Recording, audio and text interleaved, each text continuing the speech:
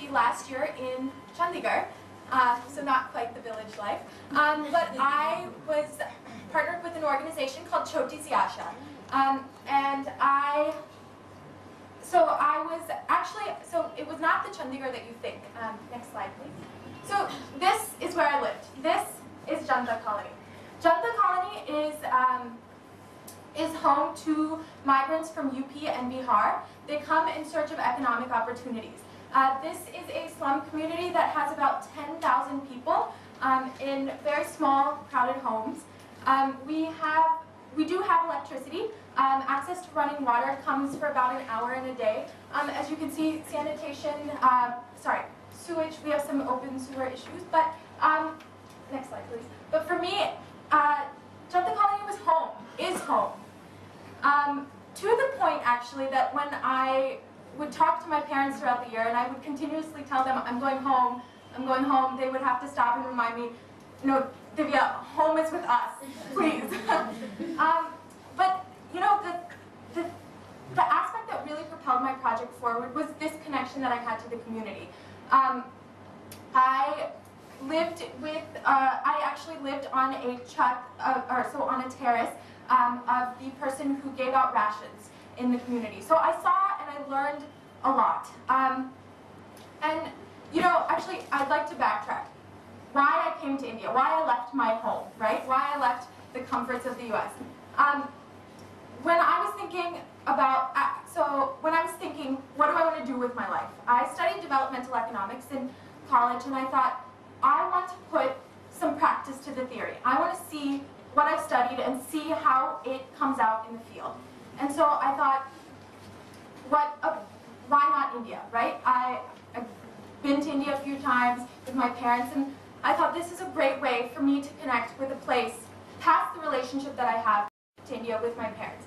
So I came to India, and I came to Indicorps specifically for its strong focus on community immersion. And so from this focus on community immersion, I think that community immersion was the factor that propelled me to really approach my project with gusto and with real life. So next slide, please. So this is a photo of the Choti Si Asha team. In the front, in the purple shawl, is Jasvinder Auntie. I'd like to just share a small story about her. So Jasvinder Auntie, she lived right behind me, in the gully behind me, and she is the mother of 3 children. Her youngest daughter is differently abled, and her husband is an alcoholic. So my project, let me just pause this story for a minute. My project is called Building Sustainable Income Through Handicrafts, specifically focusing on women, right? So when I enter Jasvinder Auntie's home, and I'm there in the moment when she realizes that her husband has stolen the 2,000 rupees that she worked all month for to drink it away, and she no longer has money to give her daughter the therapy that she needs. That pain and that, you live it, you feel it, you breathe it. And those were the moments that really, really made Building Sustainable Income not just a project title, but the word was used earlier, but an obsession, right? And so, Choti Si Asha is a NGO that engages women from the slums, from Janta Colony specifically, and teaches them how to sew 2 types of things. We sew handbags, and we also sew professional merchandise. So event merchandise, we have tote bags, jute bags. This is not a sales pitch.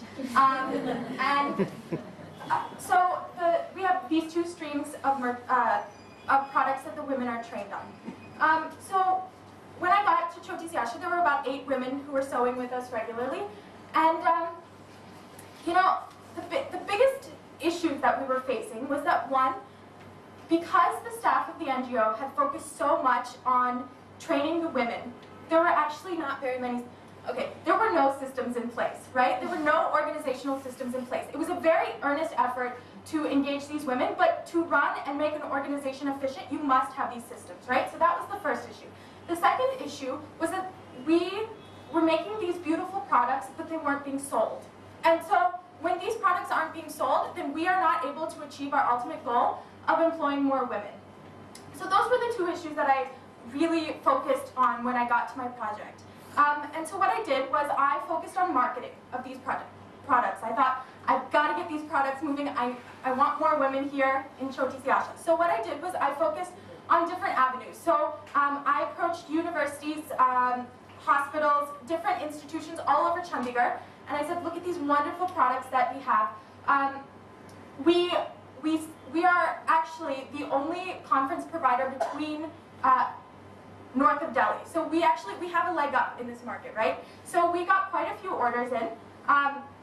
And I also explored different marketing avenues. So I looked at online marketing. I looked at how to target the young people in Chandigarh. So we went to a few cafes and we started selling we put up regular stalls there. And so those were the means that I approached marketing through. Next slide, please. And so these were the results. The table that we have here, the first table is the income of the women for a 6-month period from January to June of 2006, and then the 6-month period from January to June of 2011. And you can see the change, the percentage increase in income. So actually what happened was the way women are paid at Choti Siasha is they are paid per piece. So before, when they weren't getting regular work, they weren't interested in coming, right? Like if there's no, if they end up sitting there, then they're losing out on a day labor elsewhere.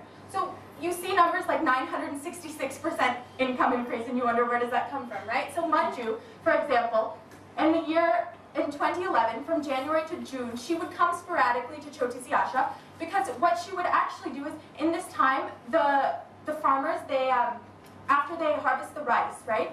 They use these big machines to harvest the rice, and then they give it to anybody who would like to actually pick each grain of rice up by their fingers and then resell it. So this is what Manju chose to do instead of coming to Choti Siasha. Then, after we started getting regular work in for the women and orders started to come through, she was able to make 15,000 rupees in 6 months and actually make her financially on par with the income that she was bringing with her husband, financially on par with her husband to the income that he was bringing in. Additionally, you can see that the sales, the income total, the bottom graph is the income total that we had. So from the total income that we had for 3 years was doubled in the last year, from 2011, September 2011 to present. Next slide, please. So in this year, there was a mention of the Indicorps values, and one of the values that I really took to heart was this idea of producing versus consuming. And I will quickly just give you what I take that to be, right? So producing, I see this idea of producing versus consuming as when you go into a space, what value do you add? And I realized that my experiences before in volunteering internationally, I had been a consumer, right? It's easy to go into a space, spend a few hours with children and consume their love and feel good, right? And so what I wanted to do was produce more. And this strong alignment with this value has actually led me to decide to stay for another year, because I feel like in this community I haven't produced enough and I want to produce more. And I actually feel like I've done that well, the consuming love and being happy around these people. So I really would like to spend the next year producing more. Next slide, please. So in the next year, I will be focusing again on this stitching program that we have at Choti Siasha. We're at a very great tipping point. We've had this increase in income, so we're at this point where we can employ more women and we can move forward in a way that I think is more sustainable. And secondly, next slide, please. We've opened a library. Living in the community, I noticed that children are excited and eager to learn, but the opportunities weren't necessarily there. So we opened a library in Janta Colony. So in the next year, I will be focusing on the Stitch to Living program and this library. So thank you so much for your time.